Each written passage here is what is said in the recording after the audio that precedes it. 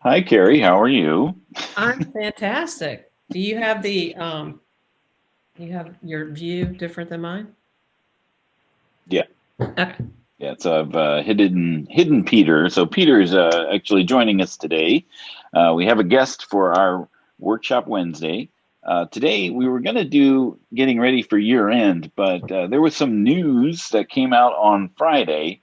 Really a surprise, a Shocker. surprise news, and we wanted to talk a little bit about it. And we brought on Peter because he's someone who's really into this sort of thing when it comes to. So let's talk a little bit about the news first, and then we'll talk a little bit about how we want to talk about it, and then we'll talk about it with Peter.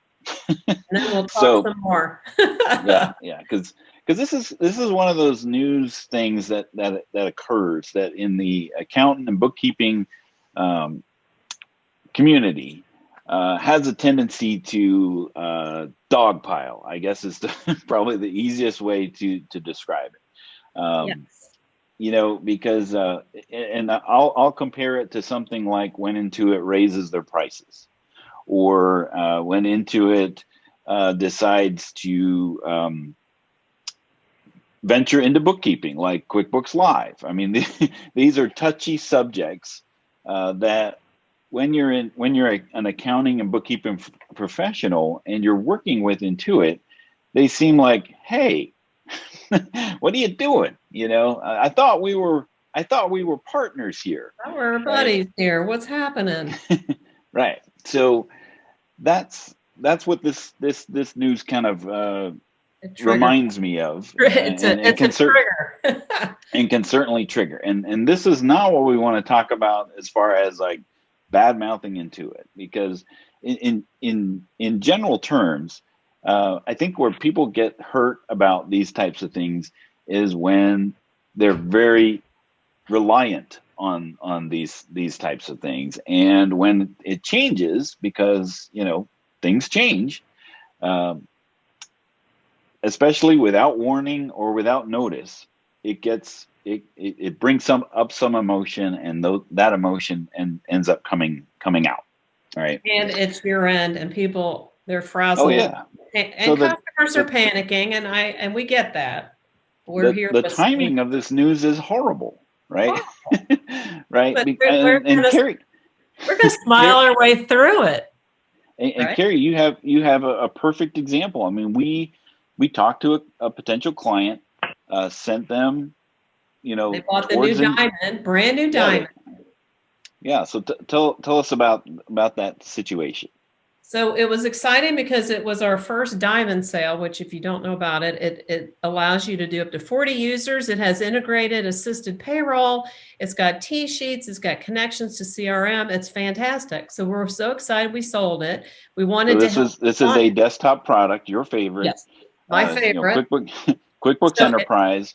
The client was on QuickBooks Online, online, and and they're a company that wants more job costing, and they really wanted the reporting and stuff from enterprise. They had actually worked with an agent. We all agreed this is the right product, so they get set up with the diamond, their team, hand holding team, and I was nervous because this is a brand new product, and so we kept touching base, which I recommend, staying just even if you have to go on there with them for free. Dan and I are like, listen, we'll help you for free. We'll help you. How's it going? Oh, I've got it under control. Well, she wants to convert her payroll. And as we know, payroll doesn't just convert over there.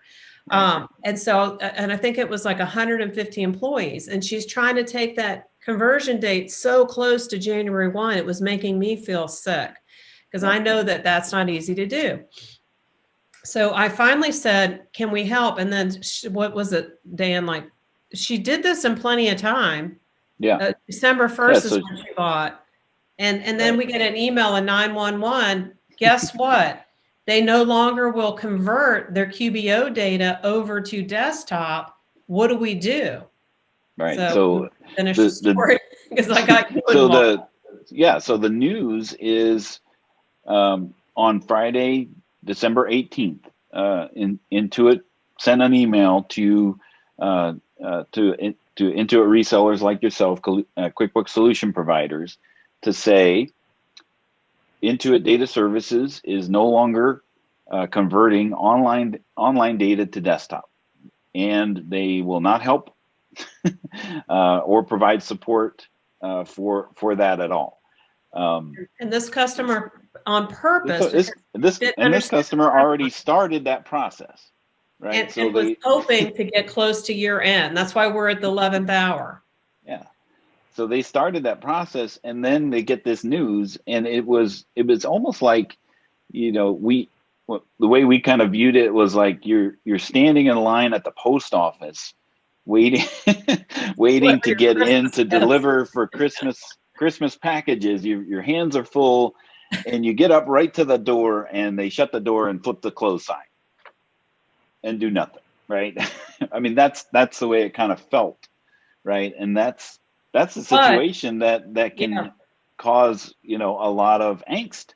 They're like, oh, my house of cards toppled, right between, and I'm not getting any help from, the company that I'm partnered with in this case, that we thought was gonna handle.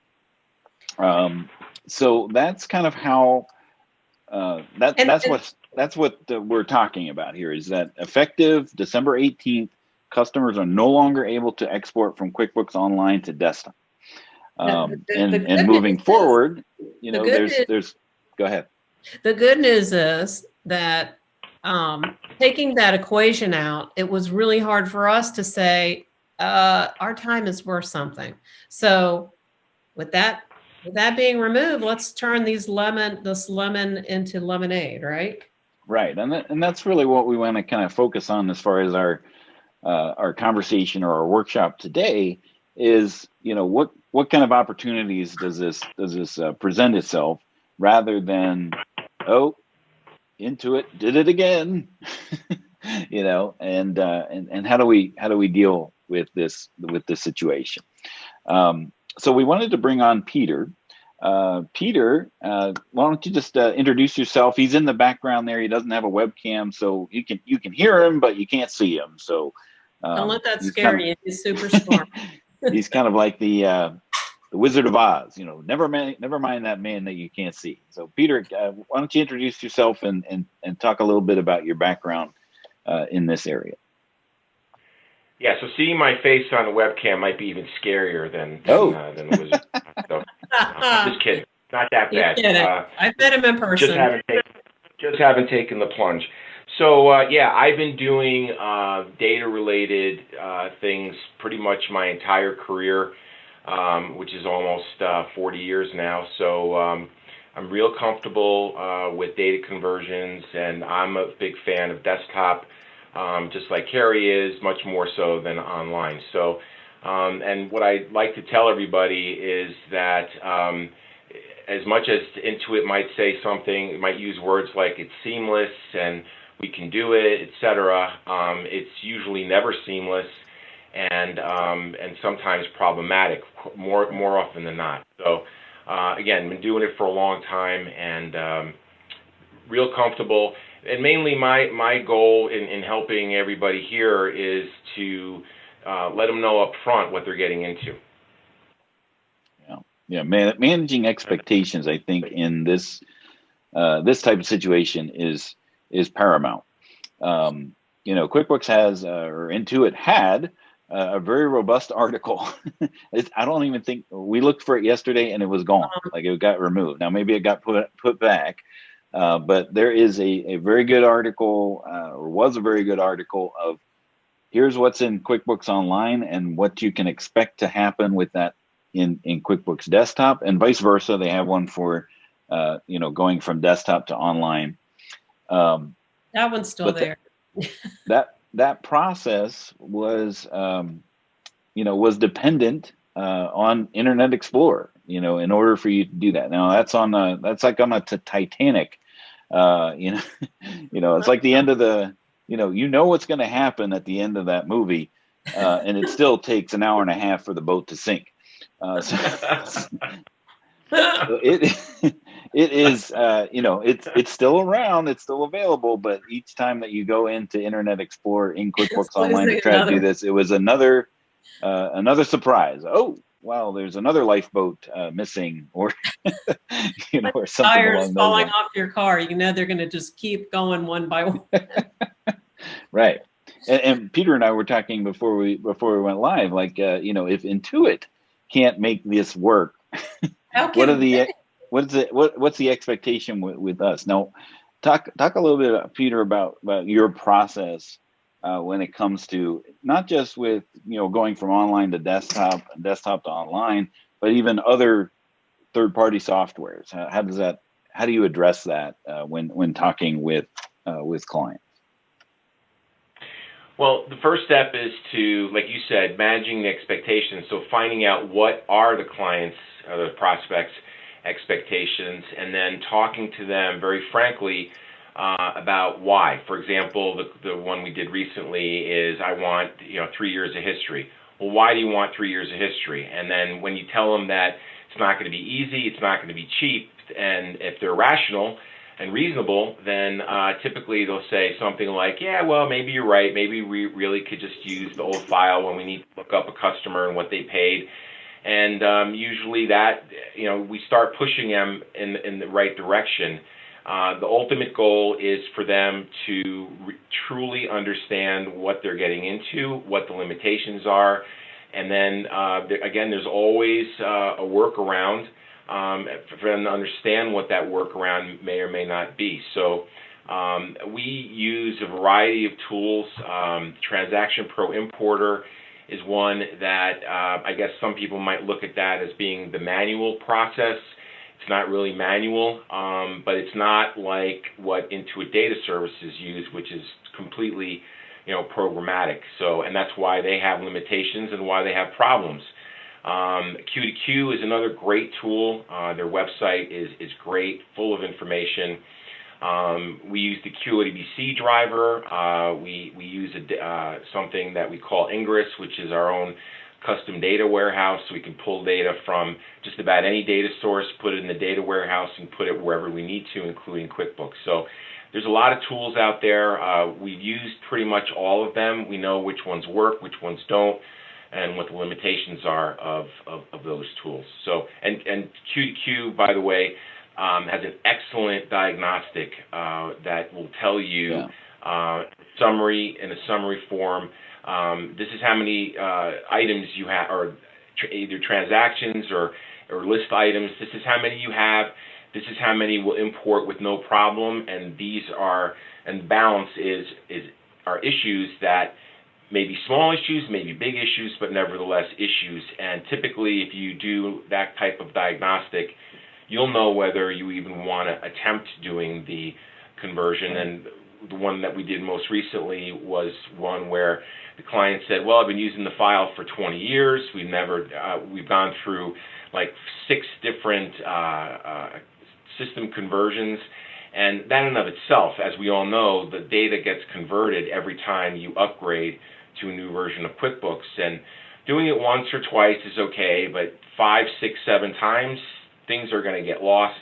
The links, the chains, all that stuff just gets goofy, and you want to try to avoid that. Right. So, when we kind of put this filter of going from QuickBooks Online to desktop and having that discussion with a potential client, what kind of range, when you're setting the expectation, what kind of range does this encompass, like as far as like, because everybody wants to know, how much is this going to cost me, right? And that's where people have that kind of come to Jesus moment, right? Like, what is really important, because then we've got a price tag associated with that. What is you were saying, like, it could be X, it could be your what would you say? I mean, I know every situation is different, but from your perspective, what have you seen that run to? Well, we typically, again, as you said, it really depends on situation and what the client wants. History is takes a lot of time and increases the cost.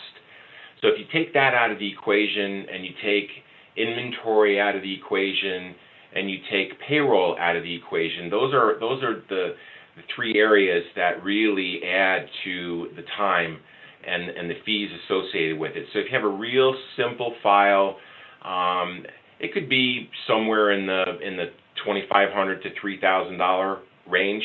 And part of that is we don't just convert the file, we confirm everything. We confirm the trial balance, we confirm the AR, the AP, everything. So what we do is we print reports, trial balance, AR, AP, inventory, and the reports before and after have to be identical, otherwise we're not done.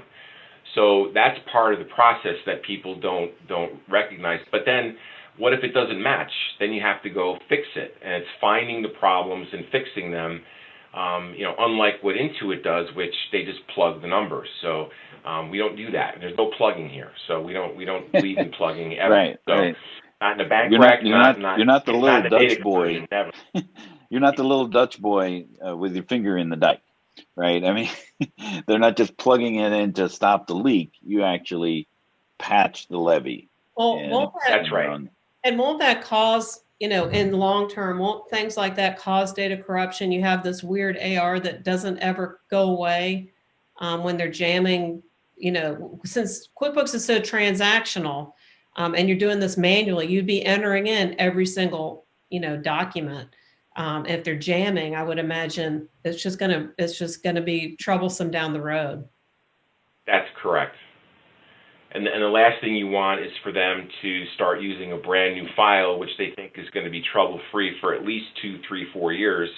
Yeah. And a couple months down the road, they start getting verify data and rebuild problems and errors that they can't fix. That's something that you want to not have happen. Now, something that we've discovered during this whole process of knowing, when I left Intuit, I knew this was coming. But that was 2 years ago, right? So, so to this day actually show up that this was happening. We were looking for other alternatives, and we found an app called exportmybooks.com, which for the time being is free, but it's just as limited as the Intuit limitations.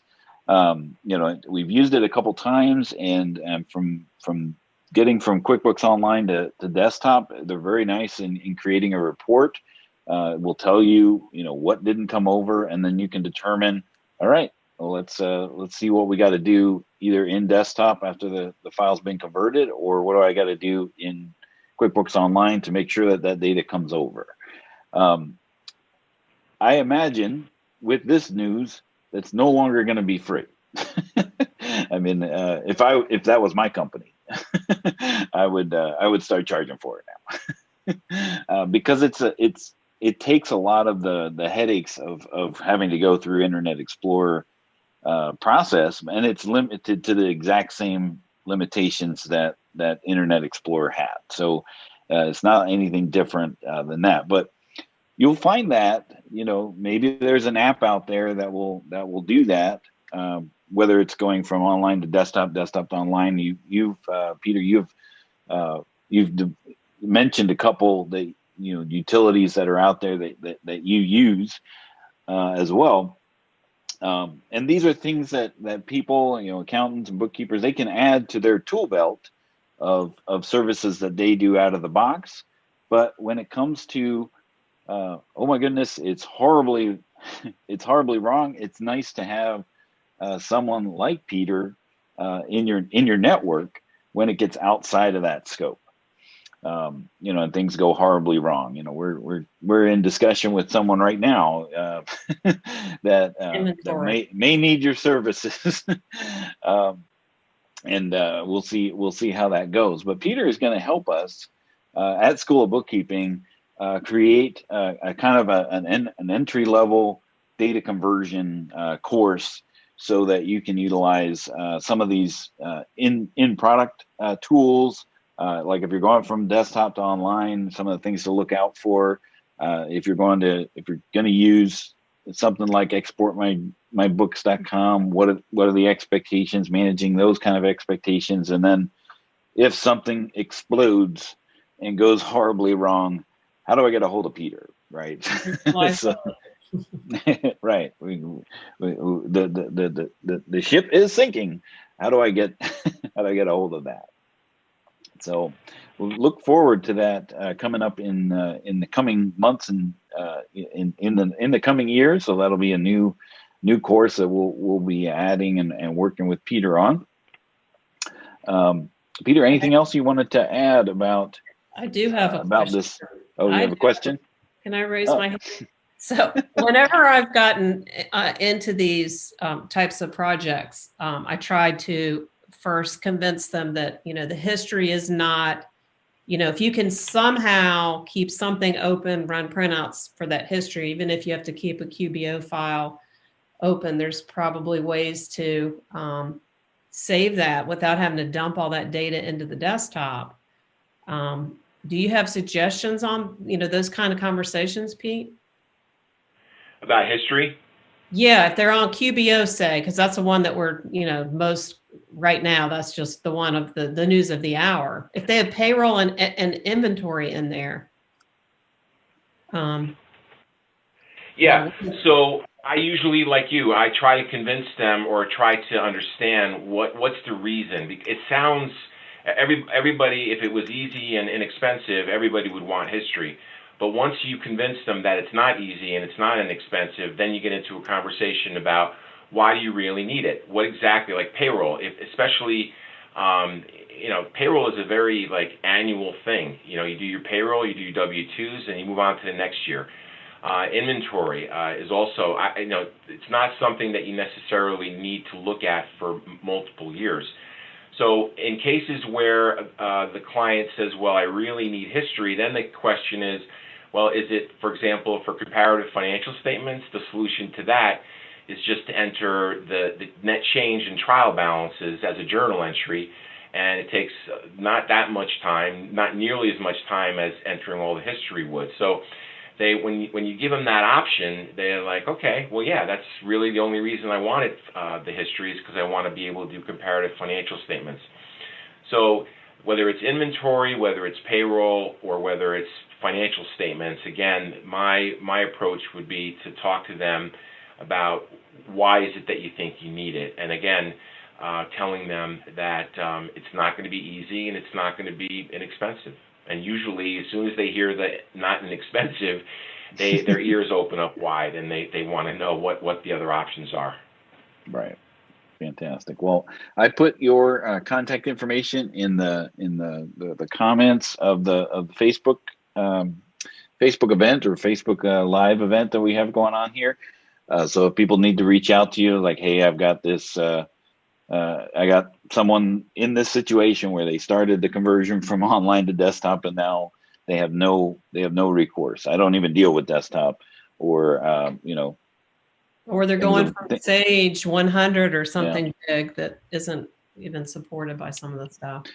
So hopefully, well, we were talking earlier. We were talking earlier about the fact that I've been doing this for a while, which unfortunately means I have a lot of scar tissue, and to help your group avoid that, I'd be happy to give free advice to anybody in your group that has an issue or has a prospect. And my recommendation is to call me first, after, even maybe before they talk to the prospect, because setting the expectations up front is going to lead to success and more money, and not doing that up front is going to get you the opposite. Nobody's going to be happy. Nobody's going to make any money. And having gone through that, the first couple, I'm a pretty fast learner, and I want to avoid that kind of pain at all costs. So I'd like to help anybody in your group that has a situation that requires some consultation. Yeah, it's almost like this kind of stuff just kind of is almost like quicksand. Um, once you've stepped in it, uh-oh, uh, next thing you know, you're waist deep, and Yeah. you can't Nobody, get Yeah. out.